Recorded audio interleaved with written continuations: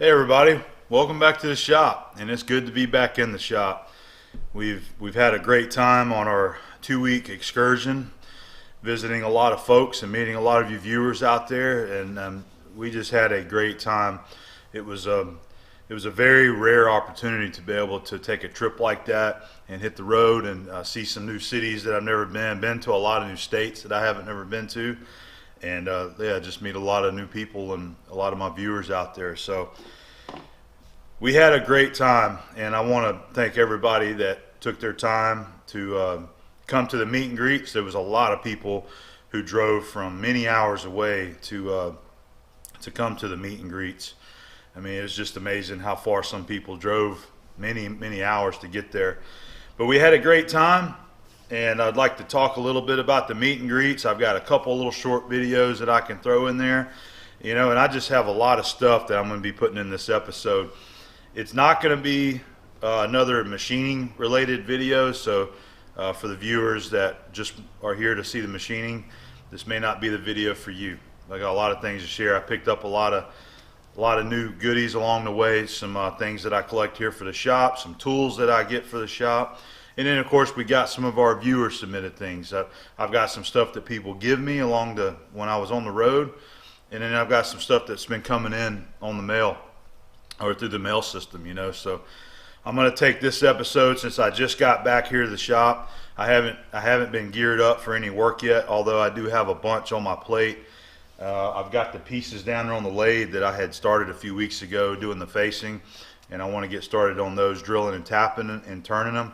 So that's going to be the next job in line, is getting those finished up. So probably I'd say the next episode for SNS, we're going to have some chip making down there. All right, so it's kind of hard for me to even pick where I want to start here. I've got so many things I'd like to share with you, some updates and stuff like that, but we're definitely going to get to all of it.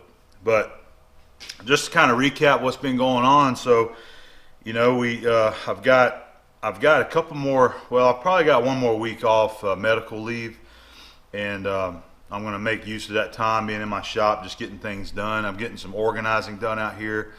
I've been picking up some new things for the wall and get some stuff like that hung up, and hopefully get some work done as well. But we made it up to Chattanooga, and I got to say that Abby and I both, Chattanooga was probably our favorite stop because of the Lookout Mountain. We had a wonderful time up on Lookout Mountain at Rock City and Point Park.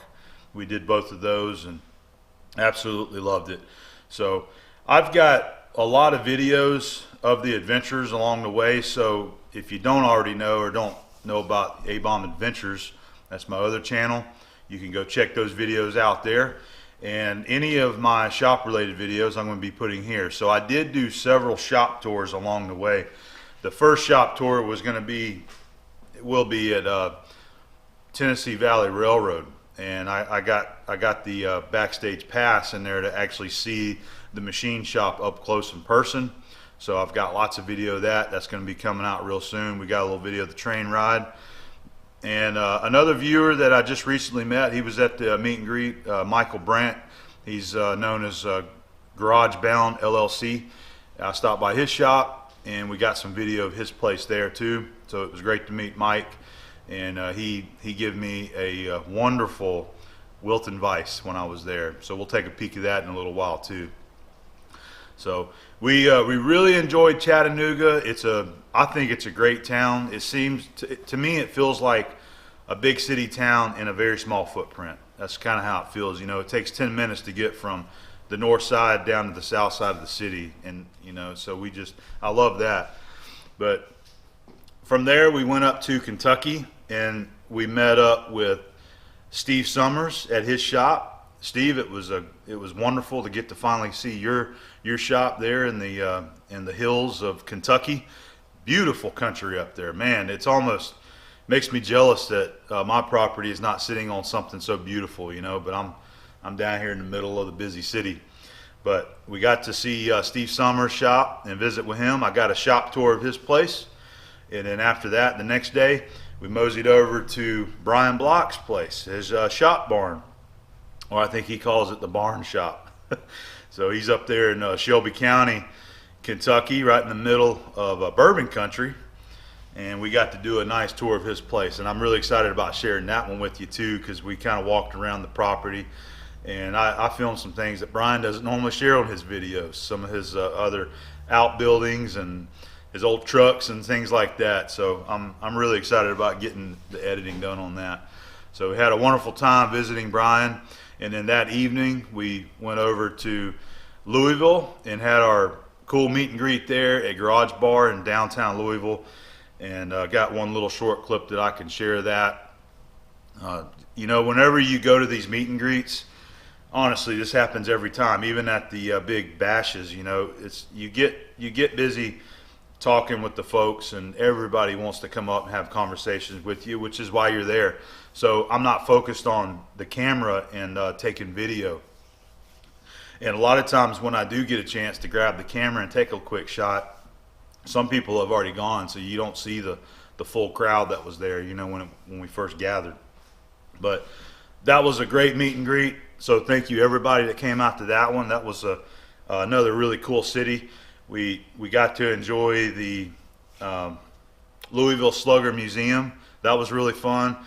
Great to learn about that, how all the Louisville Slugger bats are made right there in that one building for you know, all their bats, even for the major league teams. After that, I met up with, it was Noah and Amber Glanville. They are the owners of Pit Barrel Company. You know, I've got a pit barrel outside that I use for smoking my ribs and chicken. That's where they are at in Louisville, so I got to have a nice lunch with them and just had really great conversation and very, very friendly, nice folks. And I have opportunity to maybe work with Noah and Pit Barrel on maybe some future projects, some you know, just some prototype type stuff. So that might be something that we dabble into in the future here in the shop, doing a little bit of prototyping for Pit Barrel. So from Louisville, we worked our way west, and we did not stop in St. Louis. We did drive the route on the interstate so that we could see the arch. So I got a really cool video of driving around the arch. You know, it's the first time that I seen that, so that was really cool. I had no intentions of getting up inside that arch. I know it's probably safe and everybody enjoys it, but I don't like going up heights like that. You know, the airplane is enough for me. So I had a good time driving around it, got to see that, and we hit the road and booked it down to Kansas City, which is where our final stop of the trip was before we headed home, and which is where our final meet and greet was there, actually in Independence, which is where Abby is from, and a lot of folks came out to that. I think that was our biggest turnout. Some people were saying we had between 40 and 50 people there. It was really hard for me to gauge because we were on the patio and a lot of families were sitting at different tables. So a lot of people were thinking it was 40 to 50 folks there, and that was just amazing. Everybody had a good time. We had conversations. Everybody just chilled out and came up to me and we talked. And so, you know, thank you everybody that came out to the meet and greets. It was a wonderful time and I really enjoyed that. That was the first time that I've done these meet and greets. I've been kind of putting that off for a long time, but now I know that it is a really enjoyable thing to do. So I look forward to having some future meet and greets. You know, we do have plans to go up to Boston probably next year, and there's some places that I want to go in Boston. There's people that I'd like to go and visit myself, and so we'd probably like to try to do some kind of meet and greet somewhere around, you know, the Massachusetts area.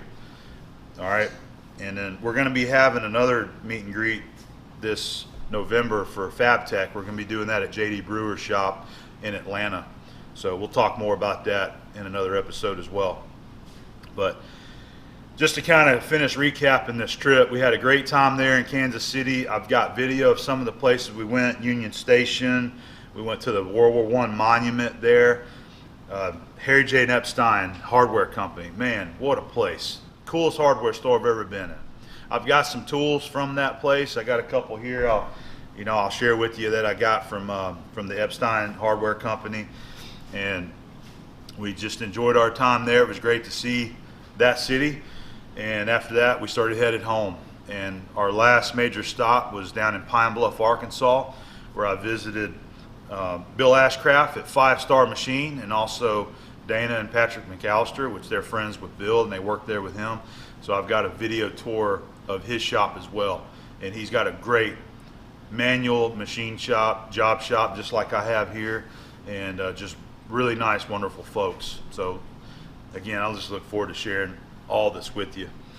And after that, we headed home, and that's the end of our trip. That was our 2 weeks out on the road, and we're glad to be home in our own beds and not having to pack our suitcase every night. So with that, we're going to go ahead and get to some of our goodies and things for this week, and hopefully you guys will enjoy, and I hope that I can put a good video together for you. Oh, by the way, some more footage that I'm going to have. Yesterday I went and picked up the welding cart and the brackets, the TIG rod holders from the powder coater. So I'm going to take you over there and show you the progress on the welding cart and get it all outfitted and finished. All right. I wanted to point out, in case you didn't see it, we've got a brand new clock on the wall over there. So the one that was stuck on whatever time it was for all that time is gone. I threw it away because it was broken. That clock I found in Louisville, Kentucky at an antique shop, and that's the clock that I have been looking for. I've been holding out to get one like that. It's similar to the one we used to have in our old shop, but it's a General Electric, and it come out of a school, the shop owner said, and they had it for $39 minus, I think it was minus 10%. So I got it for a good price, and it works perfectly, beautifully preserved. And it's the electric clock, so I don't have to worry about batteries. So we finally got us a good shop clock that tells the proper time over there, and I just wanted to share that with you. So while I was up there visiting Steve Summers, this was something that he gave to me right here. Very nice Bendix decimal equivalent chart, and also drill and tap chart. This is an item right here that I've been on the lookout for recently, trying to acquire a few more for the shop. I have some that I'm glad to say that are original. They were my dad's, and they were original to our shop. So I've been trying to pick up a few more for the walls, and Steve knows that. So when I was up there visiting him, he had this and said that he didn't want it. I think he's got a nice Derrick chart on the wall that he uses, so he gave it to me. So thank you very much, Steve. I really appreciate that. We're going to hang it up and put it to use around here, okay? So while I was on the road, that was one of the things that Abby and I did while we were on the road to help break up the trip, is that we would find really cool antique stores or antique malls to stop at. And we did that everywhere, and we found a lot of cool stuff. I got a lot of Eagle Oilers, which I'll show you later. That was the main thing that I would grab, but I did get several different things. One of the antique malls that we stopped at in Missouri, I found my very first decimal chart when I was out picking. This is the first one that I have got from an antique store or anywhere. And a beautiful Timken bearing decimal chart. This is a very popular one right here because of the colors. And this one's in really, really good shape. And I was surprised to find it. I was actually looking around one of the booths there, and I looked behind. There was like a wooden cabinet or something, and behind that, this chart was hanging there. So I mean, it wasn't even in the normal field of view. So I'm lucky that I even found it. So it's in good shape. All of these kind of tin signs have this cardboard backing, and they're usually buckled a little bit like that, but perfectly fine. So really excited to score this right here. And the seller had a kind of a high asking price on it, and I had the owners of the mall there call them and offer them a much lower price, and they accepted it. So I got this for a really good deal. I was excited about that. So this is something that I'm always on the lookout for. If any of you guys watching, some of you shop owners that's got some of this stuff, that if any of these old charts like this is something that you don't want, or maybe you got one that's just tucked away somewhere, let me know. I'd be interested in picking up some more. Hey guys, we're up here at the Chattanooga meet and greet. I want to get a little video to show everybody that's here. There has been a couple of the guys that's already left. We've been hanging out for over a couple hours now, but I wanted to kind of share the event. We're at a really cool location here, Southside Social, and it's just a really cool place. So I'm gonna walk you around and just show you the guys that showed up. We've been having a lot of good chop talk and having a good time. All right, there's Abby. She come along, and these are some of our guests right here.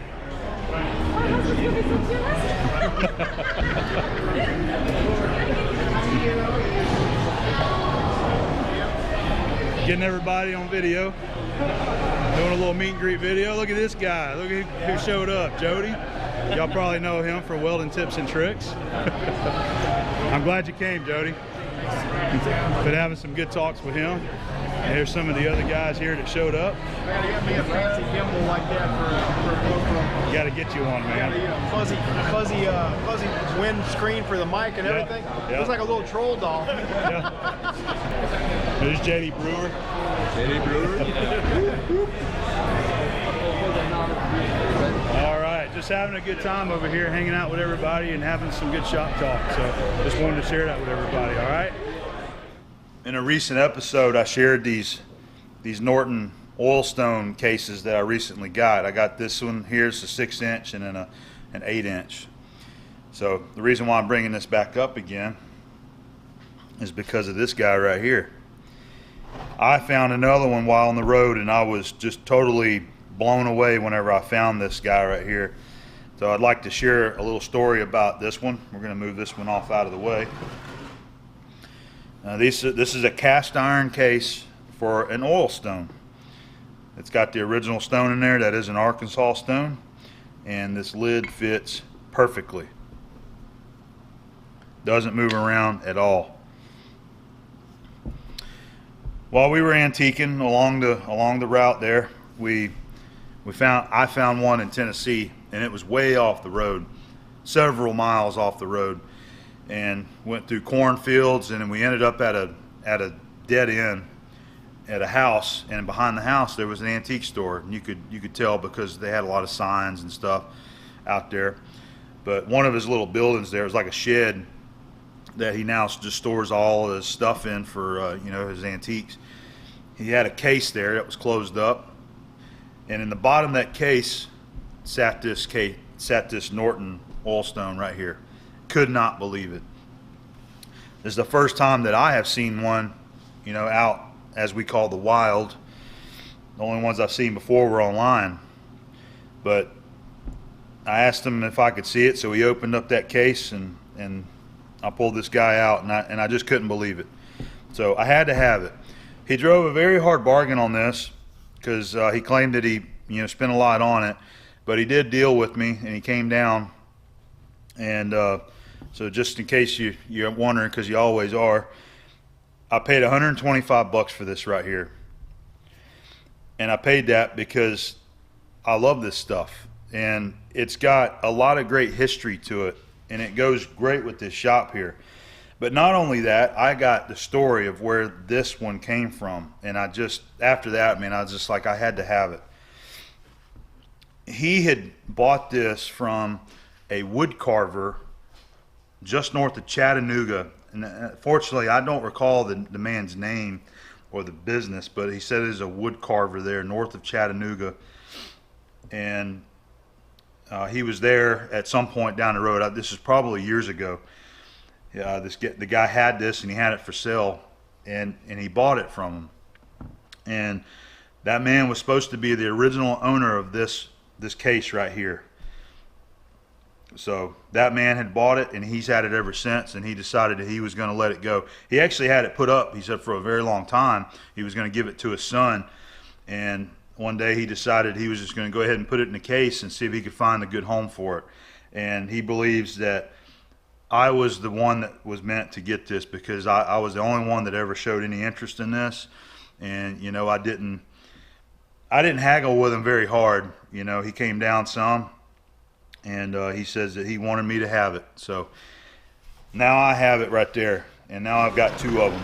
So I guess you could call it a collection. But you know what? I like collecting this kind of stuff. It's what makes me happy. It's what I enjoy. I like having this stuff around. and I'm just gonna cherish having these things. And one of these days, somebody's gonna end up with this after I'm gone, you know. But cast iron, beautifully made. I love the way that they curved the font on here. It's got the original Arkansas stone, and the felt is actually stuck to it. That's originally felt that they put in the bottom there to help protect the stone, and it's just kind of stuck to it from the oil. Just a great piece of history right there. I would have loved to talk to the original owner that had this and seen his business. Maybe some of you guys watching might know who I'm talking about, but just some, you know, it was a wood carver north of Chattanooga. So really nice find right there. I really enjoyed getting that. So since I'm talking about stones, I'm going to go ahead and share these little items right here. These had come from the Harry J. Epstein Hardware Company up in Kansas City.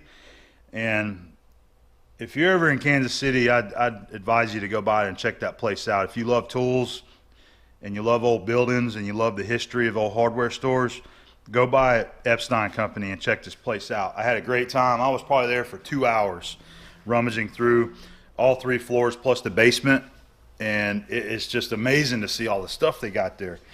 So he told me, I can't remember what the salesman's name was, but he was very kind and talked to me anytime I had a question. He says that 82% of their tools are American made, and then the other percentage is, of course, I guess the more inexpensive tools that people buy every day. You know, people come in that are builders, construction workers, whatever, you know, homeowners, and buy stuff, but all their stuff there pretty much is USA made, and they specialize in hand tools. They don't really sell any kind of like power tools. But on the shelf with the stones, I was digging through all the stones, and they had a box of these right here, and these are aluminum oxide sharpening stones. These were $1 a piece, you know, so I had to get a couple of those. Just great little honing sticks. So got a couple of those. This is another. Now they had a lot of Arkansas stones, and they're all true Arkansas stones made in Arkansas. They had a box of these guys. I think this was like $10 with the leather case right there. But this is one of the hard, fine. I think this is the translucent Arkansas stone right here, and it's just a nice little touch-up honing stick. So I got that. And then they had all these stones right here in all different variations of the type of stone and the coarseness. And they all come with the wooden box. A lot of these were like seconds, and they had a pile of them, all different sizes. I got this one because I believe this one was around $22 to $25 for this stone right here. And this is the 2 stones. You have the hard and the coarse. Let me see, what was that? Soft and hard combo Arkansas stone. Got the little instructions here that tell you how to sharpen a knife. But these are genuine, made in USA, the case and everything. And I just wanted to have one. I wanted to get this while I was there because I'm kind of going through a stone kick right now. But they have a lot of good stones to pick from, and I like that they were all just made in USA. So that's the stones that I got. I got a couple more really cool things from there too. I'm telling you, it was amazing walking through there and seeing all the stuff that they have that you just don't ever get to see because everything's mail ordered down. You know, it's all cataloged. So they sell a lot of PEC measuring tools there. PEC is, I believe they're based out of Los Angeles. You know, American-made scales and rules and measuring devices and stuff like that. They had boxes and boxes full of rules. So a lot of them are seconds. And you see they've got the little grind mark right there. Every single one of them had some kind of little grind mark. This one, you know, I don't know if they meant to do this, but they all had this on the end where, you know, it wasn't cut off, you know, ground to the proper length there. But anyway, these are cheap. I mean, you could just pick these up by the handful. So I got this because it's a 600 millimeter rule. I don't have one like that. So I got that. And then I was surprised that I found a stack of these on the shelf too. These are the LA square, And I discovered these through Jody Collier, weldingtipsandtricks.com. He also sells these on his Weldmonger store. But when I was there and I had it in my hand, I wanted to pick one up because I had been meaning to get one of these for the shop. So this is the LA Square, made in USA. Comes with the little inspection card right there. Scott Gibson, precision machined in the USA. So what this is a square butt, and the body's made out of aluminum, and it's made a lot wider than your typical machinist square. And these are made for fabricators and welders. A lot of times a typical square butt will not work because of radius on tubings and things like that. So this is a lot larger, a lot wider base, so you have plenty of edge there to catch if you're trying to use this on the side of a square tubing that's got the radius there. All right, so very handy around the fabrication world. It's got a high quality blade in there, you know, a rule, and I'm just happy to finally have one. So that was another one of my scores there at the Harry Jane Epstein Company. At our Louisville meet and greet, I got to meet Steve Barton of Solid Rock Machine Shop, and he's also got a YouTube channel, so you can check that out. This is a tool that he produces there at his shop. It's a 1/2-inch boring bar. It's a double-ended boring bar, and what's really nice is he's got the carbide insert that goes on it and the part number, and also the screw, so you'll know what to find if you happen to need more inserts or you break a screw or something like that. So it's a double-ended, and the reason why he does that is he says that a lot of guys that use these smaller bars, you know, they don't have a seat because they're so small, is if these get damaged and worn or even broke off or bent, you've got another end there that you can flip it around and use that side there as well. So very nice of Steve to gift this to me. Thank you very much, Steve, and check him out on his YouTube channel and pick you up one of these if these are interesting to you. Very nicely done. I like the finish on it. You got the engraved name on there, so really cool. Thank you so much, Steve.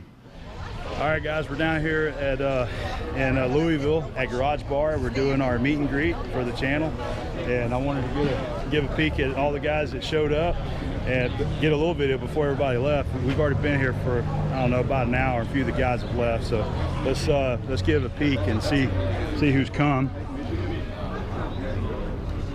Steve. How you doing? Steve Barton, Solid Rock Machine. I haven't even got to say hello to you yet. No. Yep. Yeah, it was good to meet you. Well, just getting a quick video for the channel. Okay, well, So, we got something for you. You do?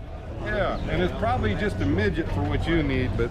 Oh, is that one of your bars? That's one of the 1/2-inch double-ended bars there. All right.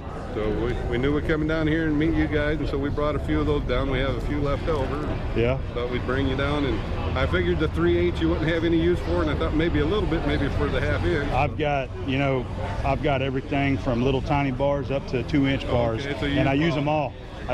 So Okay. they all serve a purpose, but I use these small bars all the time, man. Okay. Yeah. I just see the size of the lathe you got, and I know he's over at Brian's place, you know, and he's got that great big old 2-inch boring bar over there, you know, and I gave him a 1/2-incher, and you know, Okay. he just, it's kind of small. Can you pull the cap off there and actually pull the bar out? Let's take a look at it.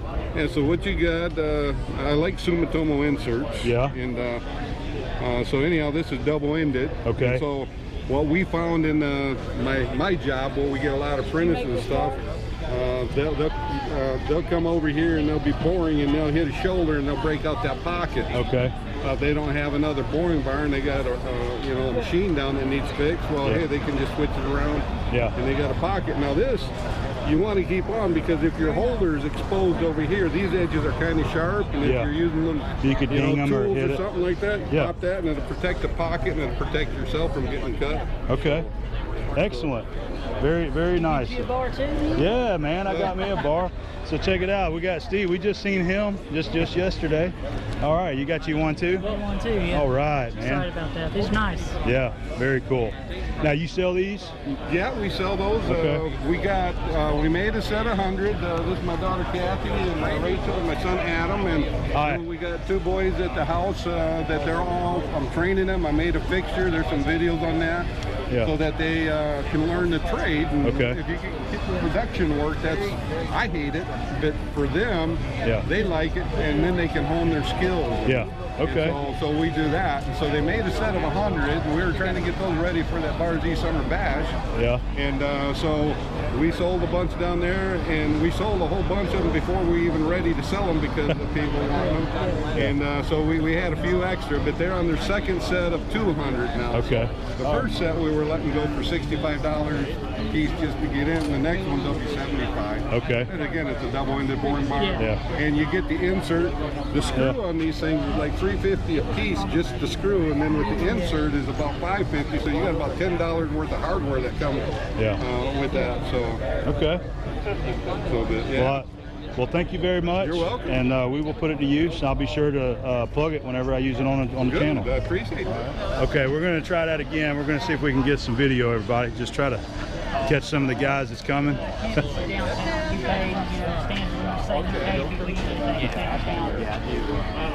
I'm in health. But everyone works just as much as I do. You know, they all. But Brian Block. Everything else too. All right, so that's the guys that's still here. We've already had a few of them leave, but this is a really cool spot. You can see over there, there's a lot of area that everybody can mingle and play some games, and just a real nice spot down here in Louisville. It's really nice. So we're enjoying it, having a good time.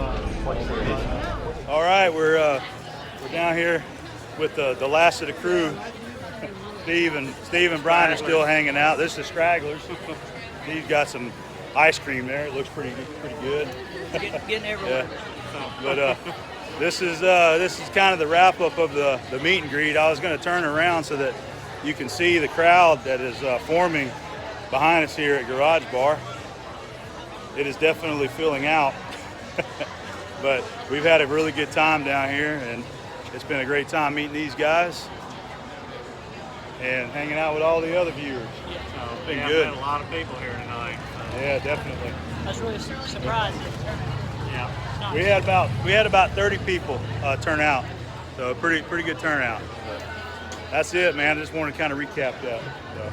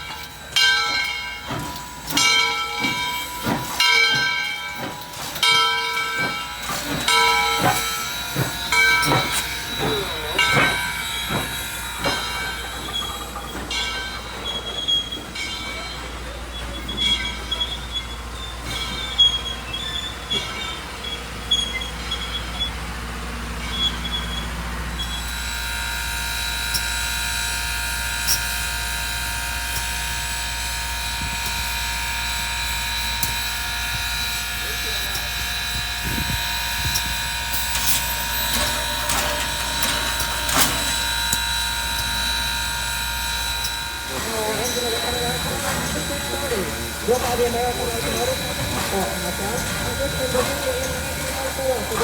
Whoa, what a great shot. was used in freight service. This one has fairly small riding wheels, only 56 inches in diameter. We're at the capital of Kentucky, in Frankfort, and visiting the famous floral clock. It's really pretty down here.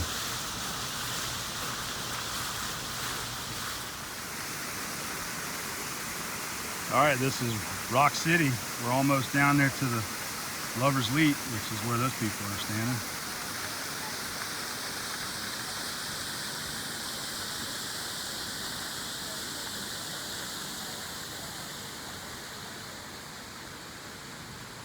That's Chattanooga straight ahead.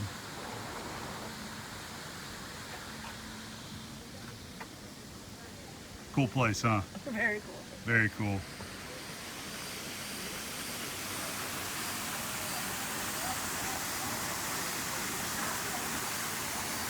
I was telling you it was. All right, here's the vantage point where you can see 7 states.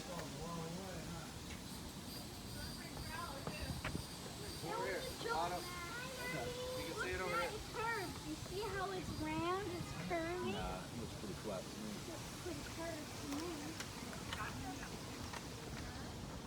Because the earth is too big, man. Auto, idle. We're up here at Point Park. We're at the furthest lookout in the park, looking down at Chattanooga. And right there, Moccasin Point. Absolutely beautiful up here.